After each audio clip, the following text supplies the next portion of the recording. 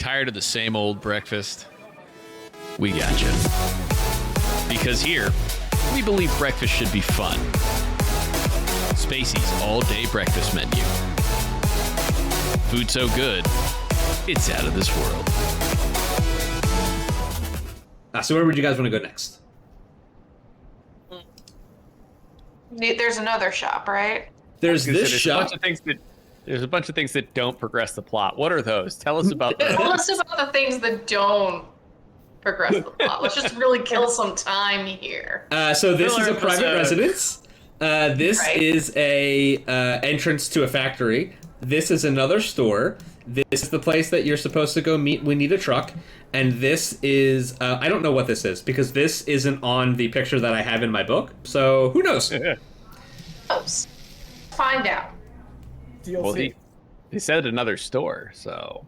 There is another store. It is called... I do love stores. Bonesmith's Boutique. Hell yeah. Windows covered with... Shopping. Windows covered with mealy boards and one lopsided automatic door adorn the outside of this dingy one-story building. Above the entrance is a hologram of a bizarre, ostentatious hat made entirely of tiny bones and the words, Bonesmith's Boutique, merchandise you can trust. No Hopefully bones this- about it. I trust this place. Hopefully this shopkeep will be less racist. This rather Yeah, I guess it is a... Is undead a race? I mean, if guess. you hate all races other than what you are, that's racist. That's Right. That's Yeah, racism. okay. That's the That's definition undead- of racism. It's undead supremacy. Okay, yeah. You could say bigoted, but I mean, it's racist. This rather disreputable business sells a motley assortment of weapons, armor, and sun-dry supplies. There we go. That's what I'm talking. Excuse me. When the PCs walk inside, Bonesmith Jacqueline is behind the front desk wearing an elaborate pirate-style outfit and the same strange hat depicted on the sign outside. When the Bone Trooper sees the PCs, she opens her mouth wide, the skeletal equivalent of a smile, revealing several golden teeth. And she says, breathers! Welcome to Bonesmith Jacqueline's Boutique. We got everything your little beating hearts might desire, and probably more. I'm a skeleton pirate. Isn't that fun? Oh, wow. It's usually just one or the other. You Yipper. can't... Can you believe how many pirates we've met? How many? You're the second. It's wild. Usually you don't get to meet any in your life, but I feel so blessed. They usually just kill you. Technically, we did steal the ship that we currently reside in. Doesn't that make us pirates? No, No, I think pirates are like a lifestyle. No, actually, you own that ship. You did not steal it. You found a recording of the person who owned that ship saying that I'm dying. Whoever finds the ship can have it. We have gone to multiple locations and taken the goods from those locations, returned them to our ship, and flown away. I'm pretty sure we are pirates. Yeah, sounds like pirates to me. All right, cool. Wow, I didn't really think about it that way. So that's an interesting twist. She gets so excited that she plays the skeleton ribs when she finds out that you guys are also pirates. Oh, nice! Wow. Tell you what, you buy anything from me shop, and I won't overcharge you. How's that sound? Wow, what a deal! What a deal! Yes, so it has the same sort of menagerie of things. There is an 80% chance that anything that you're looking for will be available for purchase.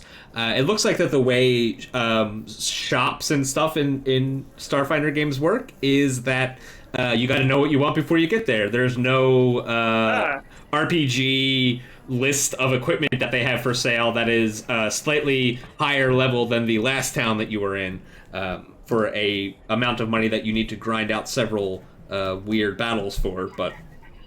As I frantically Google SRD bone gun. I know what I want.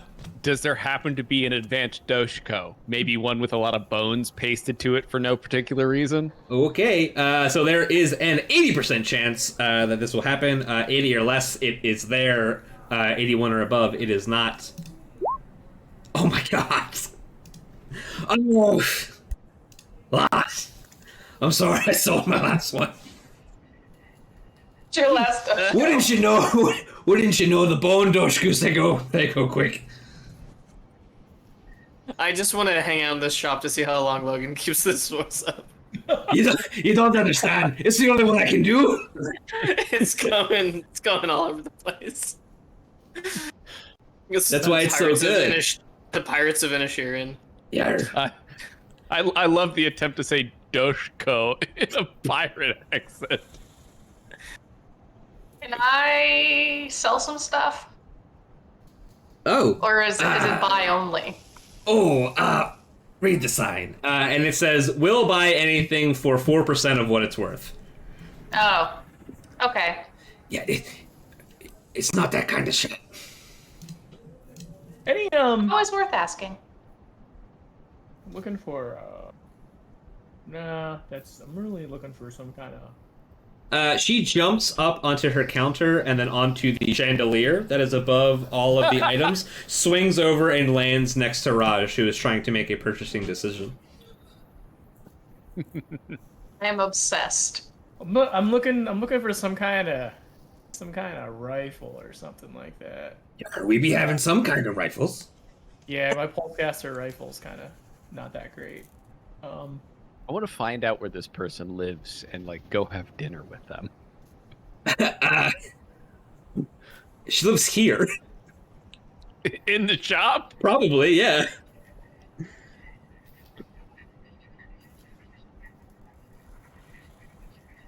I'm actually looking for something like a Medusa rifle. Yeah, we got those. Wait, hold on. There's not an energy. Basically like some kind of energy rifle that's better than the piece of shit that I have right now. Well, could I eat your shit in a Medusa rifle? Which, it turns out we've got.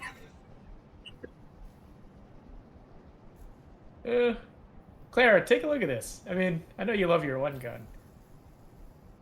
We also offer fusion transplants. What's If that was, it's where you take a It's a real, fusion and you put it on another gun. It's a real eclectic store. Yeah. Yeah, gotta keep the doors open. Yeah. Oh, I'm sorry. Something's wrong with my voice. How much are Huh? how much are fusions? You ever go to a Costco and you say, "Hey, random person, how much is a pair of jeans?" That's kind of what you're doing to me right now. Kind of all the time. I love that Costco survived the gap. Yeah, Space Costco. Space Costco. I get all of my bones there. I don't know. She's exhausted from it interacting with Rush. Like no one has hung out in the store this long. Yeah. Would anybody like to sword fight? I She would love sword fight. jumps back and swings on a chandelier, and she's like, "Look, if you're not gonna buy anything, could you guys just?" She like takes the hat off and like undoes the shirt. She's like, I'll be open for like a while." I'm actually looking for. Do you have any agonizing weapon fusions? Agonizing weapon fusions. Could you tell me about what item level that would be, there, pal? Yeah, 6. Level Okay. 6. It's from the Penumbra Protocol, page 53. Yeah, I think I got whatever that is. Yeah. Oh. How much? This is great. Yeah. How much? I don't know. What does it say? I actually don't know how to price out fusions above the table. Yeah. It's based on the item level, right? Yeah. So I will find it, and it's going to be here. If I land a hit with something that has the agonizing weapon sticker on it, I get to cast inflict pain on them too. That's probably a critical hit. That would be ridiculously overpowered if you just hit them. It says once per day when I successfully attack a foe. Once per day. Okay. Do it once. Yeah.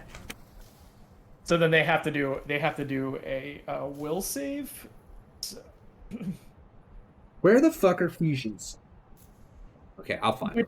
Yeah, add with my. So weapon fusions are based on the level of the item level. That's what the price is, and then you can only put an amount that add up to the item level of the weapon you're putting it on.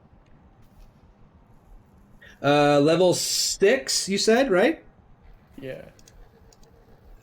You see her counting on her fingers, and she says, "That'll be 1350." That sounds good. Yeah. Oh shit! So this does count. This does count as if I am actually casting the spell. So then my additional stuff would help. Sick. Yeah. So I get basically I get a +1 to the like the DC gets raised +1 because of spell focus. Nice. Yeah. Yeah, so she pulls out like a Rolodex and she starts flipping through her Rolodex, and then she finally gets to the page she wants. She pulls it out and it's a fusion seal, and she charges you 1350 credits for it. Cool. I just took it off. Right. It's been a pleasure doing business with you. Me hearties. I like the me hearties. And she kind of like she buttons herself back up and she puts her cool hat back on and now she's kind of like pirating around again. Does this come with a what? Now I'll leave. Get the hell out of my shop.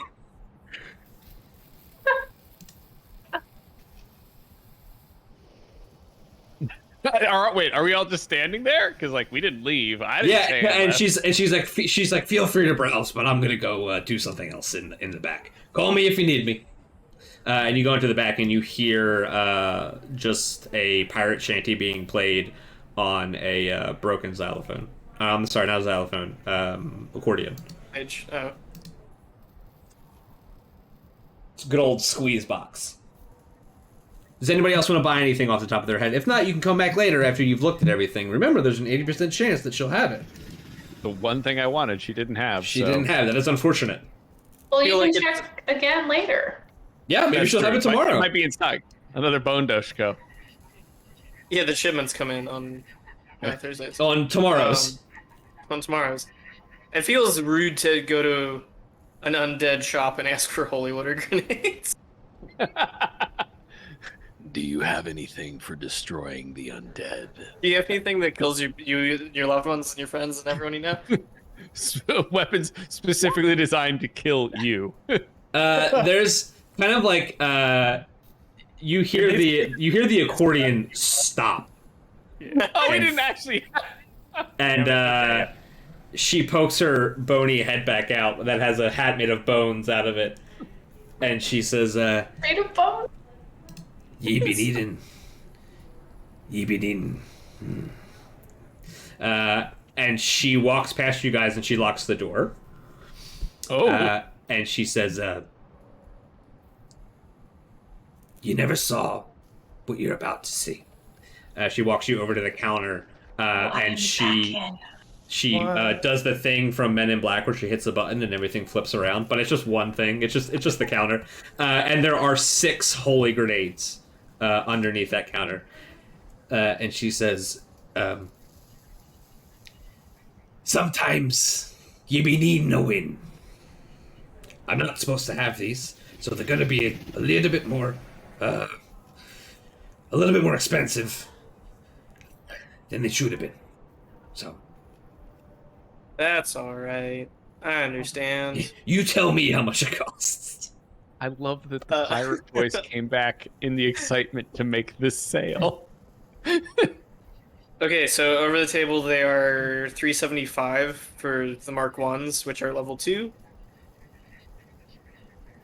Okay, So is that what you want?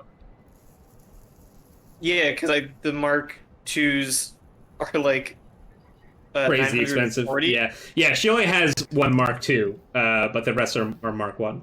So she asks you how many do you want? Where's my? Sorry, I'm in 2 different browsers. I understand. Please. I am also in 2 different browsers. So while you're deciding, she has pulled out an abacus and is counting with the abacus to figure out how much you're going to owe her. And as you look closer, it's made out of fingernails. Ew. Yeah, it's kind of gross. I guess 3. Okay. So she starts counting and she says 375 times 3 divided by 7 times minus your discount plus your hideaway fee. All in all, it'll be 1,500 gold. Sounds great.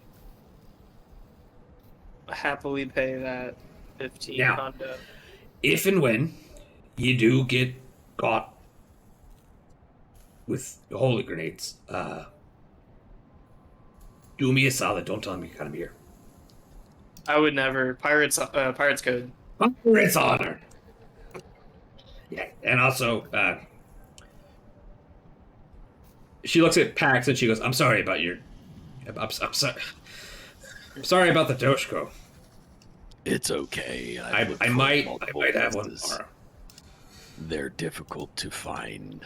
I will get lucky eventually. Hey, do you have any spell gems too? No. Or is this a place to buy them? Or Let me tell you 1 second. No. okay, no problem. Drugs, medicinals, poisons, magic serums, weapons, and armor. That would be a magic item or something of the sort. Magic item consumable. I Yeah, slap my so butt. it's been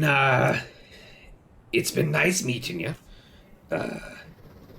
You've become my new favorite customer. And she walks past you and she opens the door. She says, "And I swear I don't say that to everyone. I'm gonna go to the back and work on me parrot voice. It sounds great. 'Cause I don't know what it is. business with you. I don't know what it is about you folk, but I can't seem to keep up appearances." When you are a pirate, any voice you make is your pirate voice, though. You are my favorite living person I've ever met. If she could cry, she would. Wow. This was a great shopping trip. Best of luck and many happy returns. She's sniffling, even though she has nothing to sniffle. She's like, "You've made a friend for life." Oh, by the way, my name's a beverage. Look me up. What is Shit! Holy shit, it's a beverage. what is your name? Just no idea who you are. Fucking what? I have a And 0% pirate fan base. Doesn't know you, will not look you up. Yeah, what defies the internet? Delta Snake, thank you for the follow. I hope you're having a great summer.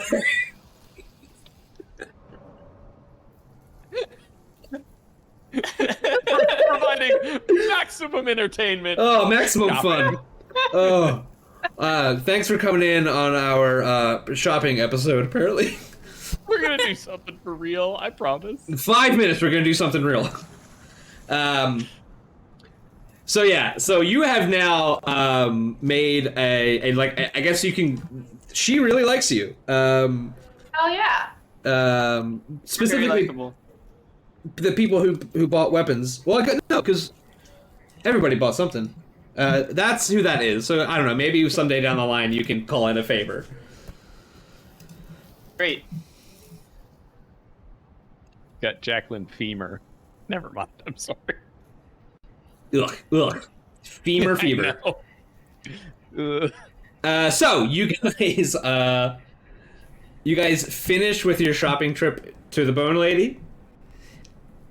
If you think of anything else, we can go back and get it either on or off screen. We'll talk about that later. Let's get to, you guys got 3 places left. You have this private residence. You have the factory grounds of what could only be the Flesh Factory, and then you have this building C, which is the Ministry of Eternal Vigilance, which houses all the complaints and whereabouts of the corpse fleet, as well as Juanita Trucks, the bureaucrat that you are meant to meet today.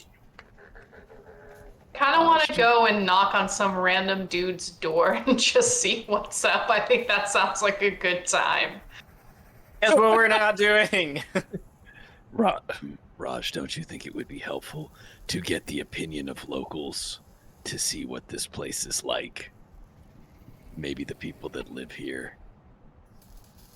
I mean, from a purely sociological and archaeological standpoint, yeah, I think that would be important. We're fucking expected, guys. Well, but if Captain wants us to go, That is true. What Captain says goes. yeah. I just think that we've made some really good friends. I don't think we're gonna do better than the pirate. Like, the guard knew who I was. We made friends with a pirate.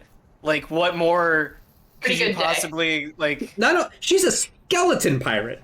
She's a skeleton pirate, guys. You now Like, have two cool pirates in your back pocket. That's true. We should end the day on a high note. You are correct. Yeah, we don't need to push our luck. We can bug people. Haha, get it later. A Oh bolt god, of- is that offensive to say bug people? Oh no. I'm sorry. Yeah, did only not I mean can. that. Yeah, only I can say that. Yeah, I mean, I think we should go see what's the honorific of Juanita Trucks? Miss. Gowns? It's just Miss. Miss? Okay. Yeah. Bone. It's government. Just BN Juanita Trucks. Bone. No. Sorry. That's her license plate. Bone truck. Okay. Are you guys ready to go to the Ministry of Eternal Vigilance? Yeah. Yes. Okay. A wide, two-story building of black and rust-dappled gray stands out from the other dilapidated structures on this densely packed block.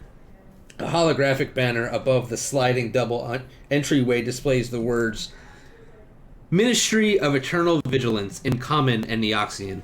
A smaller sign on the front doors declares that the office is open for at least 12 hours every packed standard day, even if the stench from the nearby necrograph factory and the building's lack of windows and architectural accoutrements are less than inviting.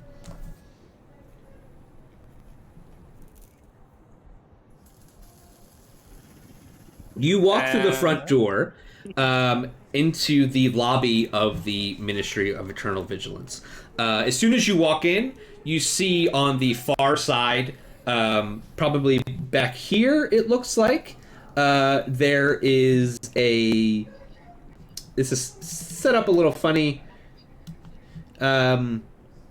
This looks like an offshoot breakout room for conferences. This is where there is one person working a computer terminal that you can't really see, but you can tell that they're there. There is one other person sitting in the waiting room. The ministry's ground floor contains a large waiting room with rows of rusty and, in some cases, lopsided hover chairs. A tall, boxing machine in a corner dispenses numbered tokens. Beside the machine, projected in a hologram on the wall, are instructions for reporting corpse fleet activity to the ministry. A wide front desk with a teller-like window faces the lobby at one end, with a holographic numerical display.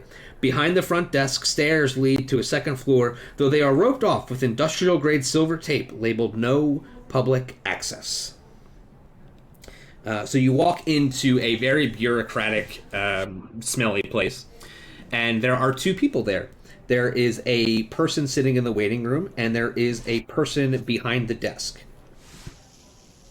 as well as holographic instructions on the wall that say you should take a number and wait for your turn. And you can hear the sound of rampant key clacking behind the divider where the attendant is sitting. Let's go talk to the person at the desk. I ain't taking the number. It's a beverage. I'm just gonna People- stand behind Zib and try and look as large as possible. Yeah, I'm gonna stand behind Pax and hopefully nobody notices me. Yeah, look as small as possible. My arm, yeah, with my spell cache. When dealing with bureaucracy, a large vest can help. Yeah, that's actually why Zib has such high diplomacy. Pax is It's around. they have to add their Pax modifier to their rolls.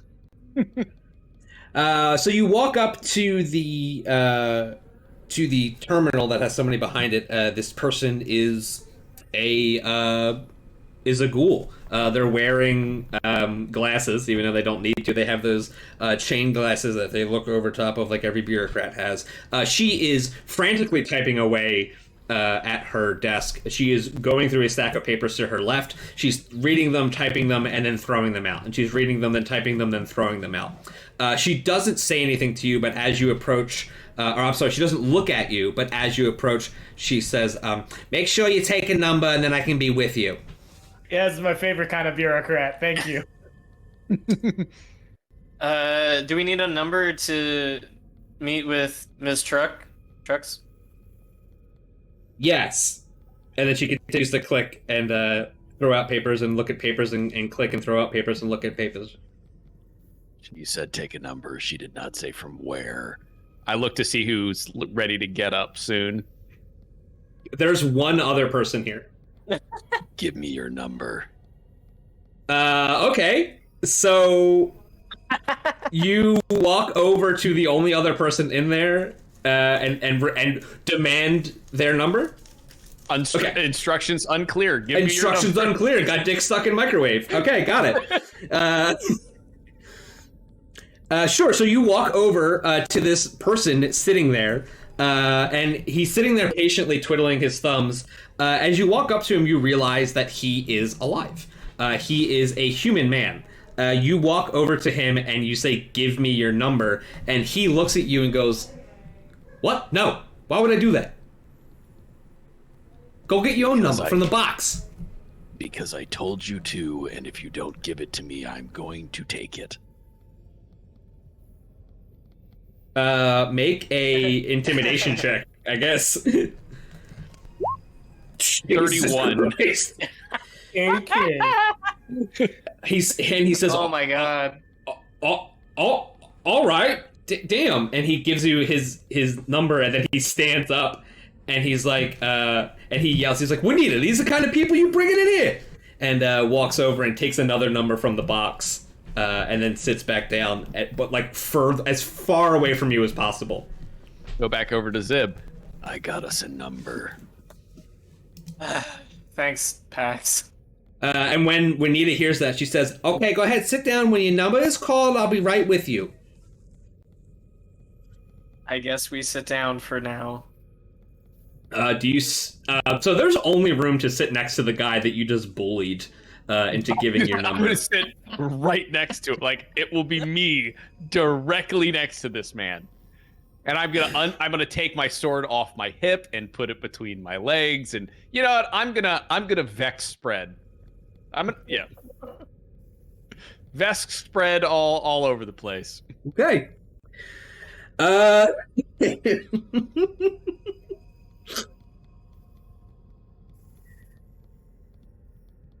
So you sit down in the bureaucratic front office of the Ministry of Eternal Vigilance.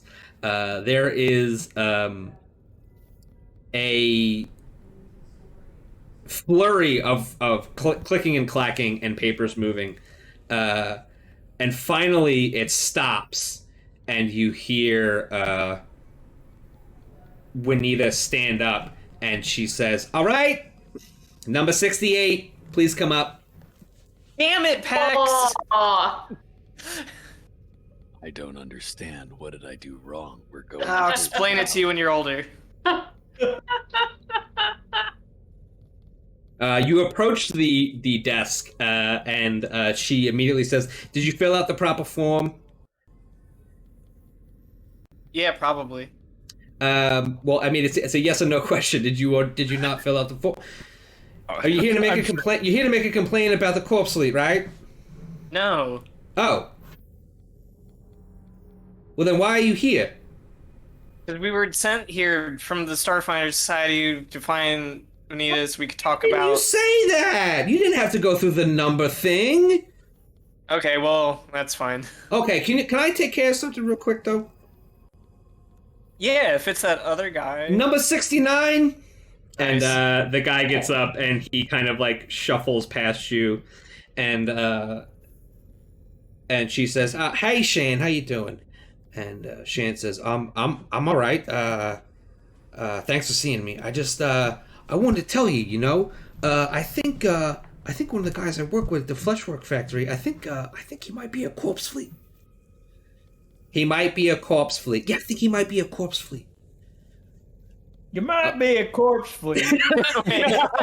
If your nose is a triangle-shaped hole on the front of your face, If you think that undead supremacy is the only way to salvation, you might be a corpse fleet. it doesn't have life support, you might be a corpse fleet. Eoxian comedian Jeff Corpseworthy. Like, is that what we got? Oh. Oof. So they have this conversation. Shan is relaying this information that he thinks his coworker is involved with corpse fleet activities.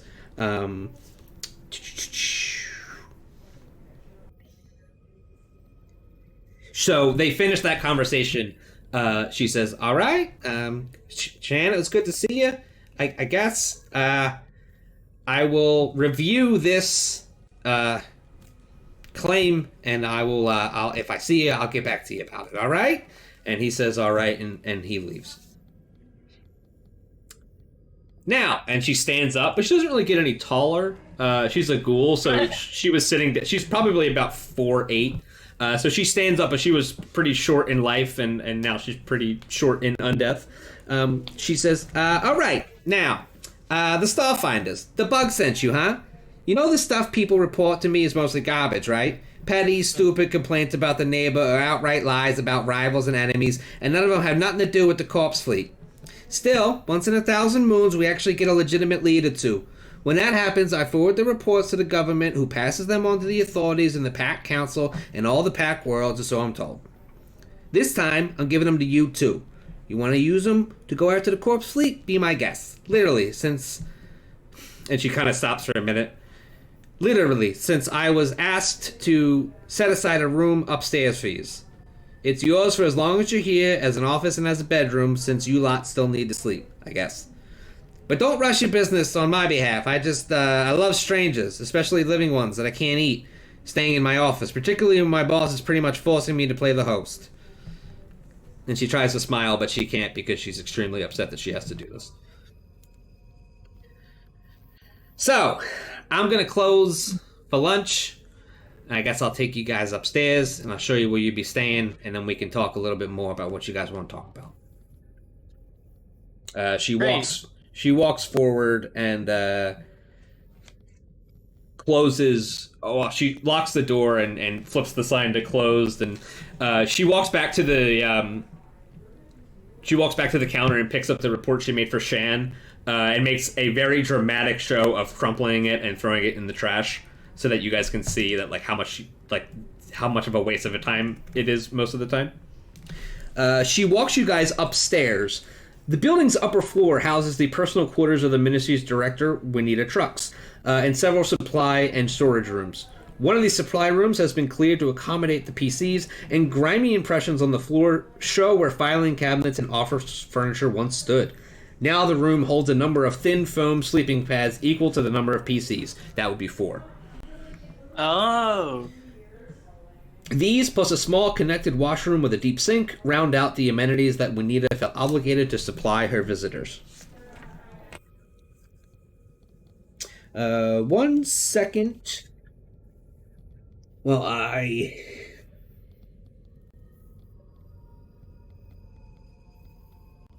Okay.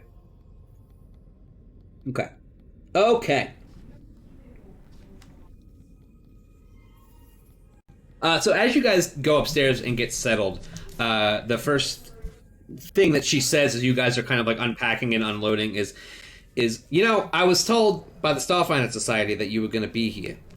I was also told by the Eoxian Embassy that you were going to be here. Apparently, you did quite the favor for Ambassador Noor, so he would like to extend his gratitude to you by giving all of you a per diem in the form of credits to spend while you're here for the advancement of anti-corpse fleet activities. Each of you will be granted 1,000 credits to your bank's accounts right now. And she hits a button on her datapad, and you're all 1,000 credits richer. Wow. She I can buy more grenades. I mean, Even Jin? Who is Shin? Oh, never mind. Nothing. I was gonna say, we about to each get an extra 250? No, you each get 1,000 credits. Mm-hmm. I've got 2 reports that came in during the last week. They're the only ones with any merit at all recently, to be honest with you. The authorities might get to investigating them soon, but I'm willing to bet your business is a little bit more urgent. She hands you 2 readouts that I do not have copies of. I am going to post them in the Discord channel right now and give a once-over for audio. Oh! I love Bonesmith Jacqueline. That's great. I love that picture. Not that picture. I got a weird one to show you later. All right. So she hands you this pile of papers. Both of them are Corpse Fleet incident reports. Handout number 1 was filed by Voxel Darksend, someone who works at the Flesh Factory. Incident of suspected Corpse Fleet activity. Sometime between the hours of 1:30 and 3 o'clock yesterday, an entire vat of flesh disappeared from the flesh yards. Upon discovering the flesh was missing, I found a badge with the Corpse Fleet insignia next to the empty vat. I also recorded a digital photo of the badge's location. It seems pretty obvious to me that the Corpse Fleet stole the vat flesh for some unknown purpose. That is the first credible Corpse Fleet sighting that has been submitted in a while. And the second one was a report filed by Gretel Rappender, who says that her squad mate, on or around 000 on 4 Kuthana, which is the name of the day of the week, my flatmate Harveen Nessex, also a 5th Squadron veteran, left our residence saying she needed to purchase new outerwear. A curious task, especially considering the late hour. In any case, she never returned to the flat. This morning, I entered her quarters and discovered that most of her belongings were gone, but I found a scrap of paper on the floor that looks like it fell out of her journal. On the scrap, Harveen wrote about her disillusionment with current Eoxian policy and her intention to join a contingent of the Corpse Fleet that is currently operating in Orphis. So, you have what Juanita Trucks, whose entire job is to receive reports of Corpse Fleet activity, who she gets thousands of these every year. These are the 2 that have been submitted within the last month or so that she feels are the only ones that have any weight. She hands them to you, and she says, she says the Fleshworks is right across the street. Voxel asks that you meet him out back, which is where the entrance to is right across the street. And Greta lives in the private residence next to the starport. She's probably always there. She's a retired soldier. She does not. What else is she gonna do?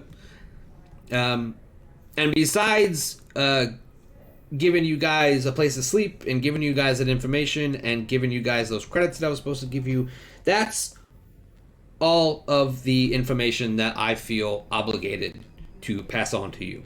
I am now done my 15-minute mandated break, and I will go back downstairs and field more useless bureaucratic nonsense for another 7 hours. If you need anything, I'll be downstairs. As she goes downstairs. Thank you for fulfilling your obligations. He does not respond. Well, nevertheless. Well, Captain, we could either take a little nappy or we can go follow up on one of these reports. Which is Zibby. you would prefer? Zibby, sleepy. No, I mean, I would assume we, like, rested on the ship. Yeah, there's you guys are in great health. You have all your stamina points, all your HPs, all your spell slots. So there is no there's really no reason to take a nap unless you just really want All right. to. And this Well, I place mean, sucks. Yeah. I just gave myself the stamina points back, so no need for a nap. Oh, one last thing. Juanita comes back up the stairs, and she goes, "Oh yeah, one more thing. Here," and she pulls another pack of papers out and she hands them to you, and she says, "I don't know how this background material will help you, but Ambassador Noor insisted that you have it." And she hands you a pack of papers that have the names of possible Corpse Fleet members on them. I'm going to type them into Roll20. Eat. On the list, Pax Duro, Sim Beverage, Jacqueline. Jacqueline Bonesmith, yeah.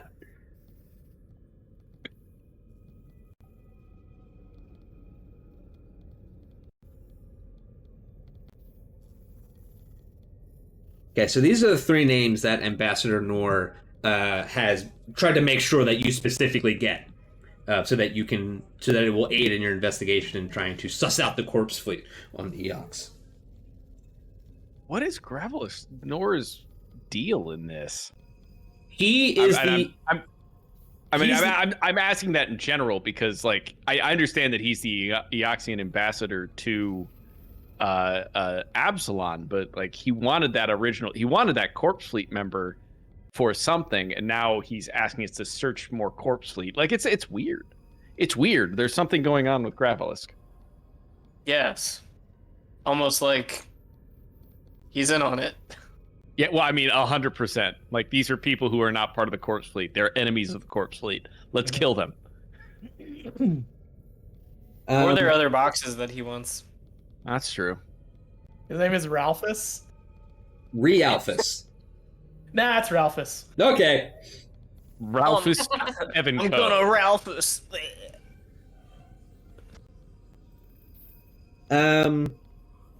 So, you guys can ask Juanita a few more questions if you have any more. If you don't, you can start to investigate one of the sightings. I don't have any further questions. Same. All good. Where do you guys want to go to first? Do you want to check out the Fleshworks, or do you want to go talk to the retired soldier? So apparently, bone troopers can retire, And which that's seems crazy. ridiculous because Yeah. it's not like they get tired. It seems like Eoxian society is much more complicated than we expected. They don't work until they don't die. They can eventually just quit. I guess. What are they going to do? Run out of food? Like, I feel like my vocation in the military is done. I'm now going to sit around at home for literal ever. Hell yeah. Just for all eternity.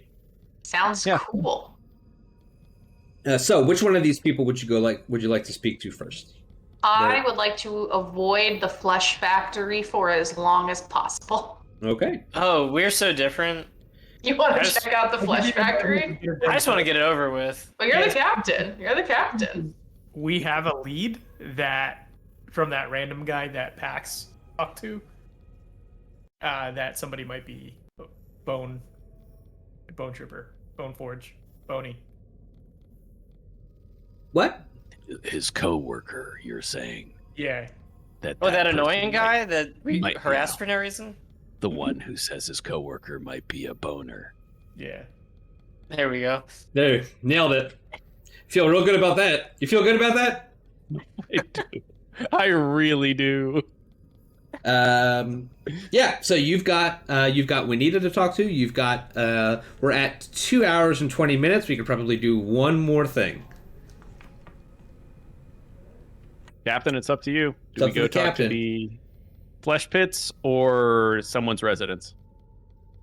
Let's just go to the flesh pits, get over with, quick like a band-aid.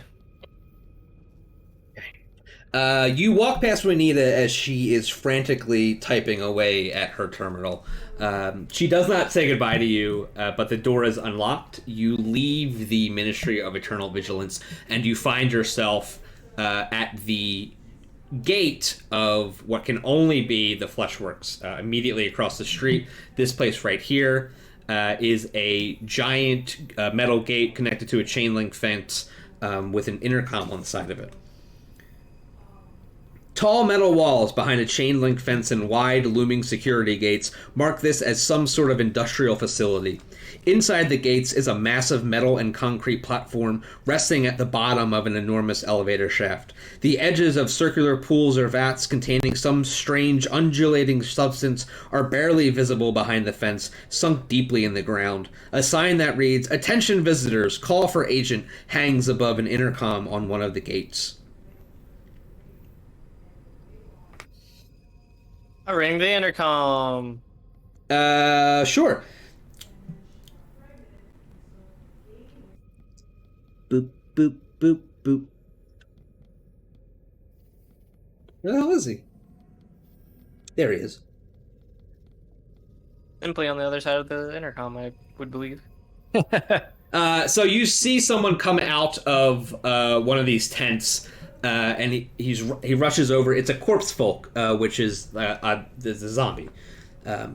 He runs over and he's like, finally, it's about time the ministry sent somebody. You have no idea how much I needed to tell you, my boss. I didn't steal nothing, okay? Well, what are you waiting for? Come in. Door's unlocked. Cool, we come in. What? And he starts like loudly proclaiming that like the cops are here, and that anybody who said anything about him not being on the up and up is about to be proved super wrong. He's like pointing at windows with nobody in them.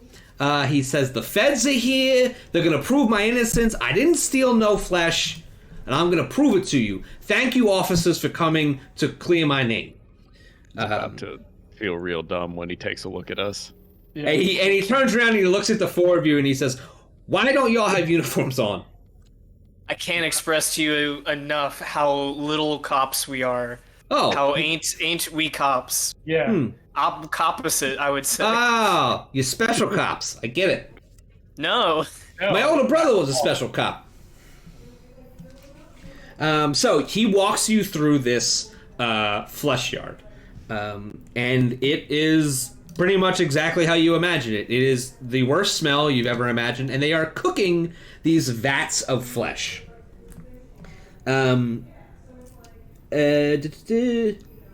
He shows you the relevant vat. He says that this entire pit of flesh basically was stolen.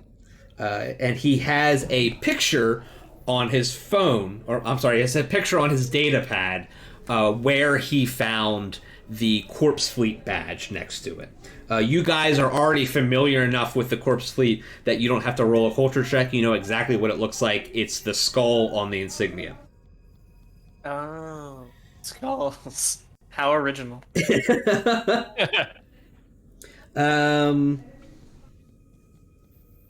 I mean, it looks real, but can we confirm that it is? Could Ah, it just well- be a knockoff. I mean, I don't have it anymore. I submitted it to evidence. Don't you guys, cops, have access to evidence? Again, not cops, but also yes. Yeah. Cops do, in fact, have access to evidence. Right. So, oh, right. You special cops. Okay, my bad. Yeah. Right. Anyway, so what I really need is for you to sign off on the fact that I did not steal this flesh, and I need you to tell that to my boss in a written agreement. And I need you to look at this Corpse Fleet badge and say, yes, it was the Corpse Fleet, or it was at least not me, my name is Voxel. I never introduced myself. I'm very nervous. I'm sorry. That's okay.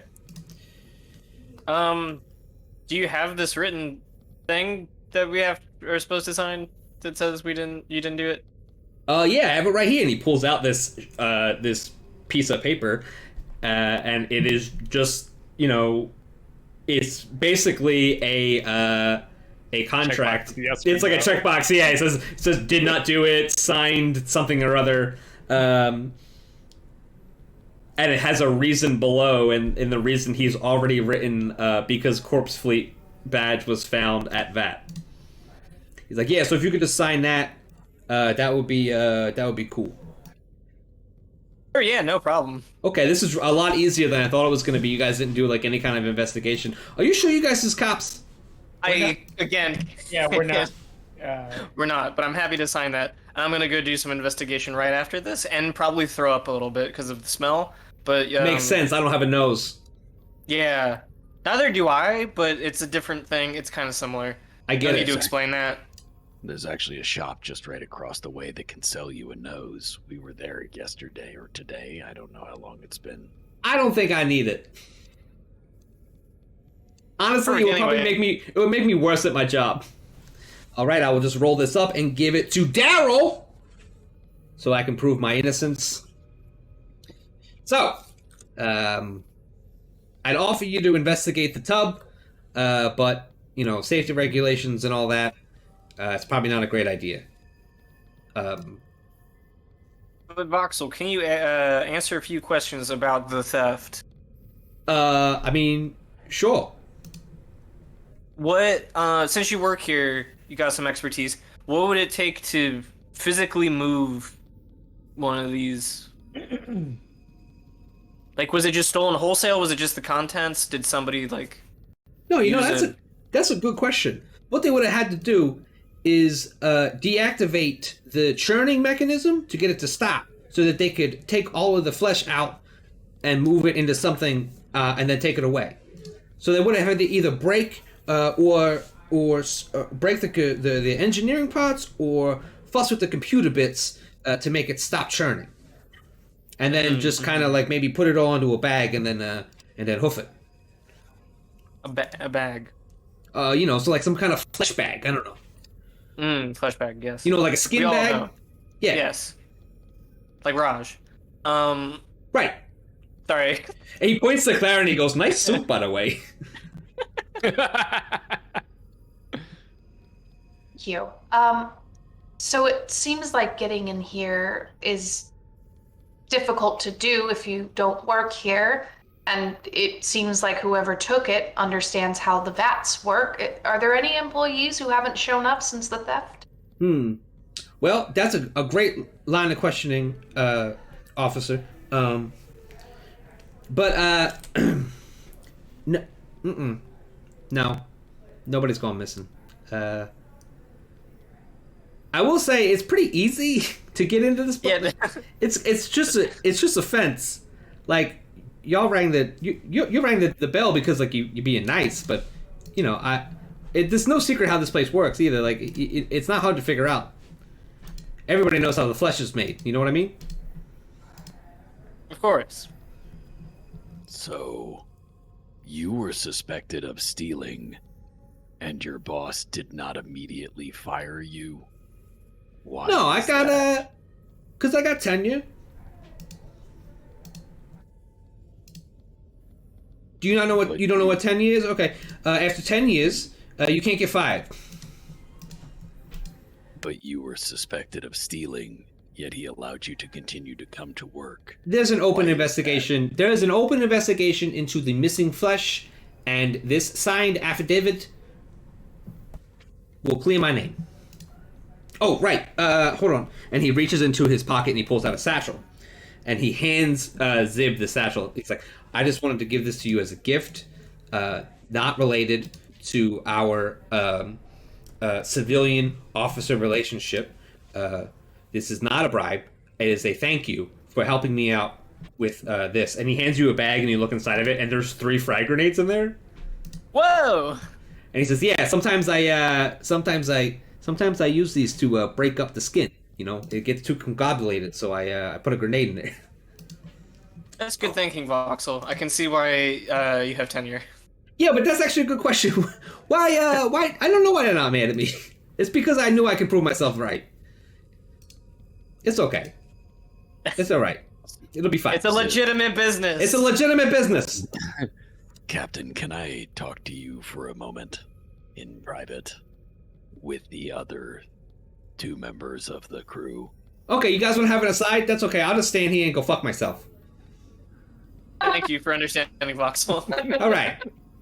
And he turns around and he starts yelling for someone named Daryl, and he's like holding a piece of paper, like waving it back and forth. We have a legitimate way of proving, or at least convincingly lying, that we are helping the corpse fleet. It would not be a bad idea to show someone this sword to see if they are actually misleading us and trying to hide the truth. What? Did we corpse decide fleet- that this? Did we decide that this sword is actually a corpse sleeve sword or a sword that is That officer dueling sword is a corpse fleet sword. I had misinterpreted it in the beginning, but it is a sword awarded to corpse fleet officers. Okay, so you want to show Voxel the sword to see if he's in on it? Not necessarily Voxel, but we could show it to someone we suspect to gain their trust.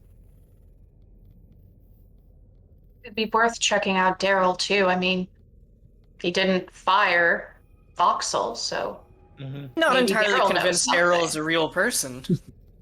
That too. It seems like this is the only guy here. I like that better, yeah. It is just an idea. I think it's an idea that holds water. I don't think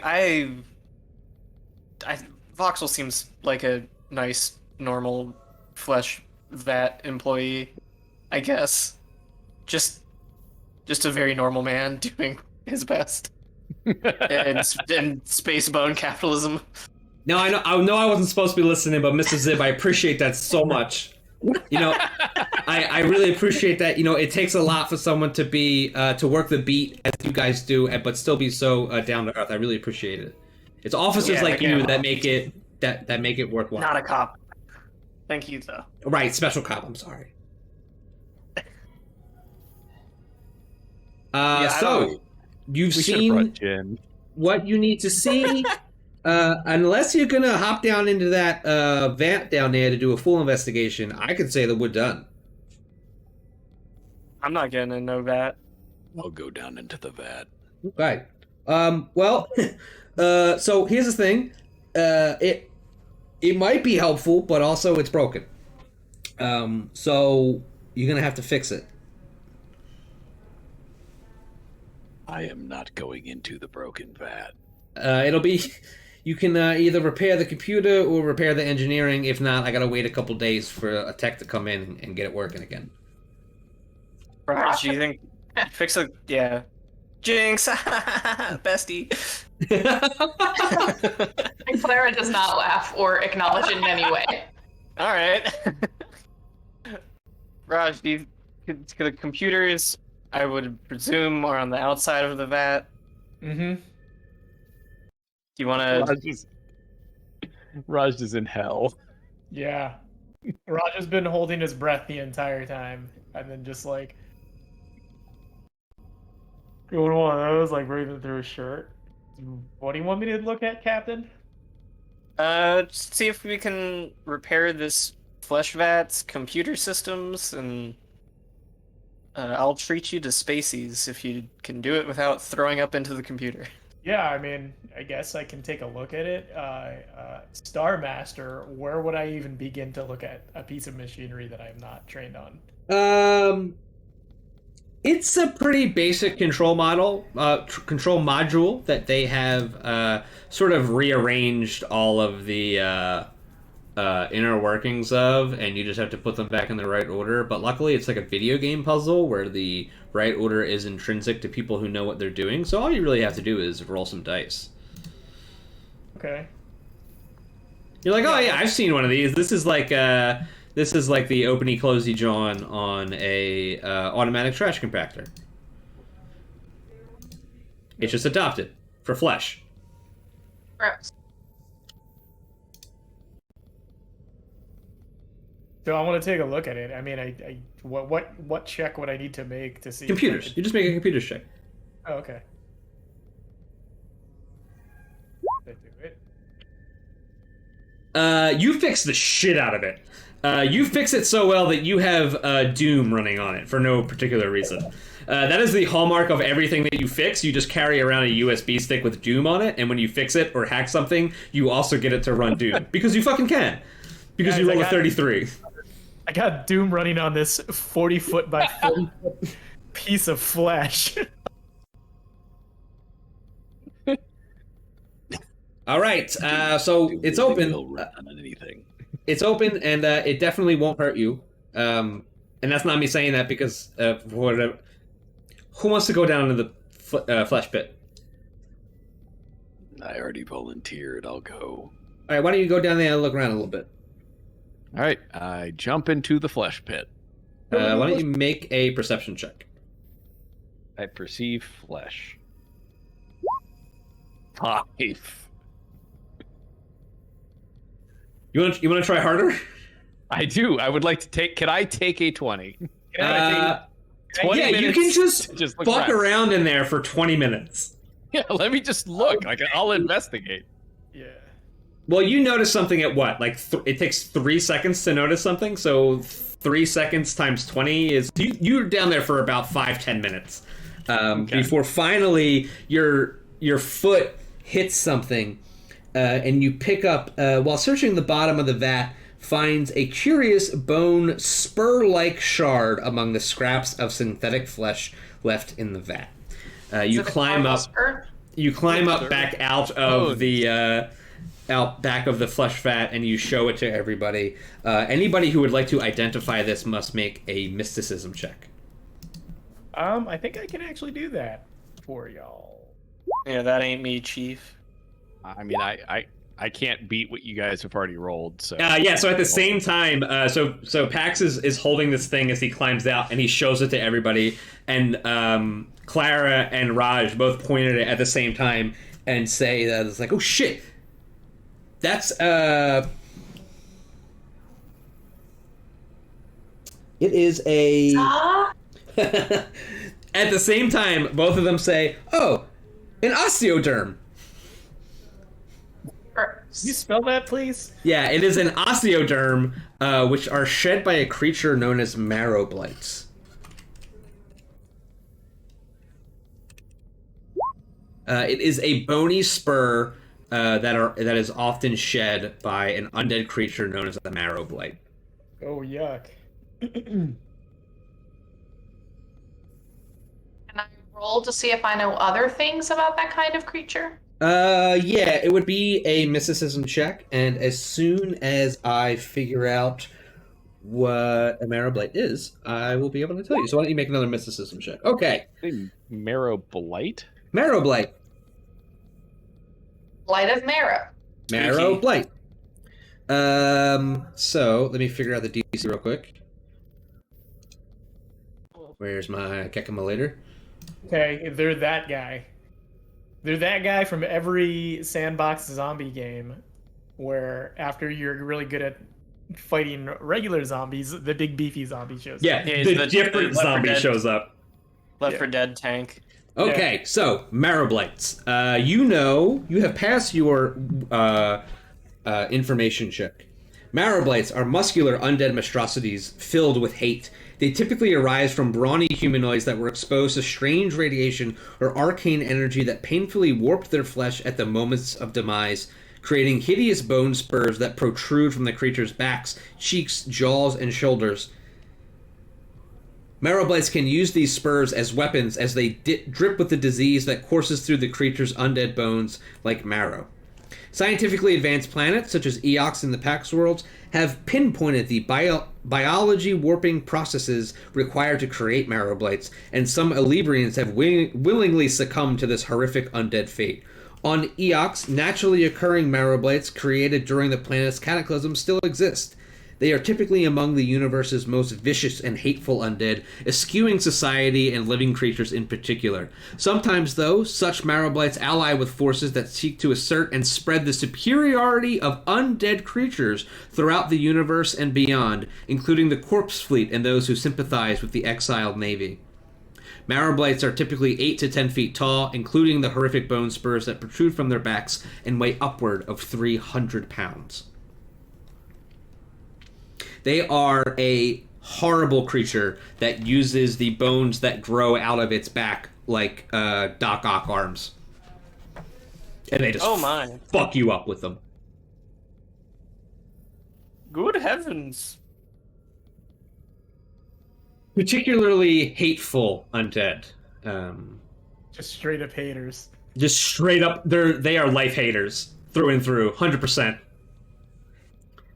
You gotta mess with it is that their version of hating isn't like blunt force trauma or stabbing. It's just them just hating on you. Instead of way, just hating on you. So that is the information that you learn from the flesh pit. There was a robbery of flesh. Voxel did not do it. You signed a paper that said that Voxel did not do it. That proves it. There was also a Marrowblight spur that was shed at the scene of the crime, as well as a Corpse Fleet badge. All of those things seem to be connected, but not entirely sure how. You leave the flesh yard with 3 new grenades and a new friend, as Voxel is running around showing his paper to everybody, but you can't actually see any of the people. He's running into rooms where you assume people are, then running back out, but you see no one. You guys are standing in front of the Eternal, the Ministry of Eternal Vigilance, and you know that you have one more place to check out, which is the private residence next to the starport, and we will check that out next week. Just real quick, was the grenades he gave me, those were Mark 1? 3. What? Mark 3. 3. There were Mark 3? 3 Mark 1s? No. 3 Mark 3. Whoa, what the fuck? That's why they were getting at the super button. 3 Mark 3. Yep. Generous of him. That's nuts. He was very thankful that you guys were able to clear his name, because Daryl was really coming down on him about that missing flesh. And it was starting to look like he did it, but he could prove that he was innocent because it was the Corpse Fleet. You know what I mean? Classic real guy Daryl. When I think of people who exist with names, first one I think of. Last name? Couldn't tell you. Doesn't matter. Good. First name Daryl, last name Hater. So, ladies and gentlemen, thank you for watching. Players, thank you for playing. Paizo, thank you for making Starfinder and Pathfinder. If you want to see more about our artist, here is her Twitter. She did the art for the cool flyer that we have, as well as all of the emotes that I'm about to post into chat. These emotes can be obtained by getting a subscription to the channel, and you will also get ad-free viewing so that you don't have to miss any of the action where I am pretending to be a skeleton who is pretending to be a pirate. If you want to follow us on Twitter, you can do that. Here are all of our Twitters on twitter.com. Twitter, every time I post our Twitters, I think, hey, maybe Twitter won't be around next week. Who knows? Nobody fucking knows. If you want to join us on Discord, here is our Discord. You can pop in and talk about video games and tabletop RPGs and fucking other shit that we talk about, like cats or Gundams. And the birds. And the birds. Fucking go birds. On that note, again, the night of the Super Bowl, there will be no show because we will be preparing to burn down the city in the event of a Philadelphia win. If we lose, we'll probably just go to sleep angry. But if we win, Party. Also, check out This Week in Blaseball, the show where we talk about This Week in Blaseball, hosted by our friend Beck and our other friend Giovanni. It is a podcast that every week goes over what happened in Blaseball this week. And if you've never heard a recap of what has happened this week in Blaseball, it reads like the demented writings of a man who never quite got that novel off the ground. You can also find us on YouTube for all of our past episodes.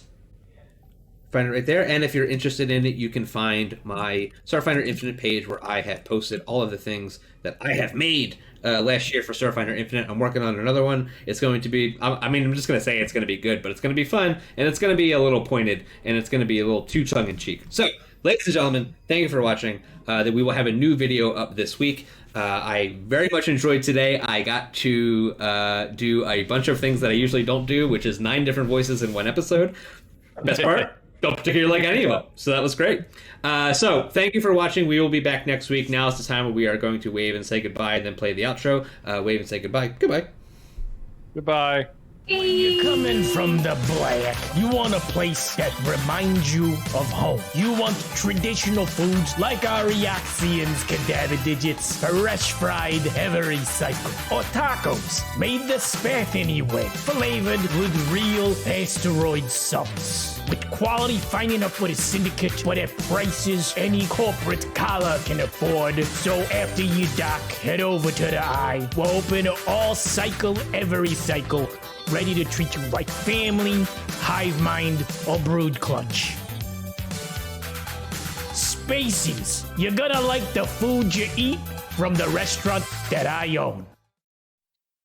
Hey, thanks for watching Dead Sundays. Do me a solid and tell every single person you know about Starfinder and Dead Sundays. And make sure you catch us live on Sundays at 7 p.m. Eastern only on twitch.tv/LogarTheOgar. Thank you, OBS, for your service towards the streaming community. Please check out and donate to the OBS Project's Patreon. OBS is a free broadcasting software that I've been using for years and wouldn't want to use anything else. Thank you to Sirenscape, who allows us to use their dynamic sound generator to provide the background music and sound effects that you're hopefully enjoying right now. Sirenscape is a wonderful program with a ton of pre-crafted and IP-specific soundscapes available for a monthly subscription to make your tabletop games sound as epic as they play.